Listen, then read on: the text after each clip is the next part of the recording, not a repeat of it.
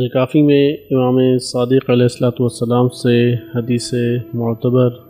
وارد ہوئی ہے کہ امام صادق علیہ السلام فرماتے ہیں کہ نبی اکرم صلی اللہ علیہ وسلم نے ایک سریہ یعنی ایک لشکر کو جہاد کے لیے بھیجا، اور یہ لشکر جب واپس آیا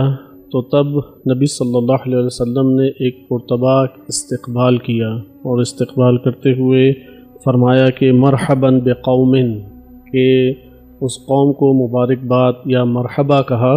کہ قضوا الجہاد الاصغر، کہ جو جہاد اصغر سے لوٹی ہے، وبقی الجہاد الاکبر، اور جہاد اکبر ابھی باقی ہے،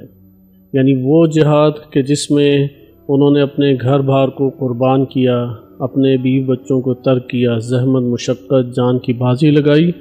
اس کو جہاد اصغر قرار دیا جا رہا ہے۔ تو یہاں پہ وہ چیخ اٹھے، بول اٹھے کہ قیل یا رسول اللہ، کہ اللہ کے رسول، پھر وہ جہاد مل جہاد الاکبر، وہ جہاد اکبر کیا ہے، کہ یہ اگر جہاد اصغر ہے تو اس سے بھی بڑا جہاد، اس سے بھی بڑھ کر جہاد کون سا ہے؟ تو نبی صلی اللہ علیہ وسلم نے فرمایا کہ جہاد بالنفس یا جہاد النفس، کہ نفس کا جو جہاد ہے یہ جہاد اکبر ہے۔ بس اس روایت کے مطابق انسان دو قسم کے جہاد لڑتا ہے، ایک جہاد اصغر ہے کہ جو بیرونی دشمن کے خلاف لڑا جاتا ہے، اور ایک جہاد اکبر ہے جو اندرونی دشمن کے خلاف لڑا جاتا ہے۔ یہاں پہ سوال پیدا ہوگا وہ اندرونی دشمن کون ہے؟ تو اندرونی دشمن خود انسان کا نفس ہے، انسان کی شہوات، انسان کی غضب، انسان کی تمایلات، رجحانات جو شہوانی ہیں، دنیا کی طرف لے کے جاتے ہیں، یا خلاصے کلام کریں جو انسان کی وابستگی حب الدنیا سے ہے۔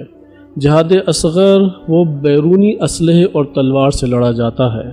لیکن جہاد اکبر خود نفس کی تلوار سے لڑا جاتا ہے۔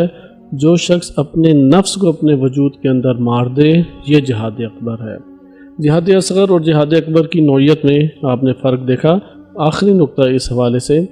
کہ جہاد اصغر ختم ہو جاتا ہے، بیرونی دشمن سے لڑے، دشمن کا کام تمام ہوا، معاملہ ختم ہوا، لیکن اندرونی دشمن سے تا موت جنگ انسان کی جاری رہتی ہے، اس لیے اسے جہاد اکبر کہا گیا ہے۔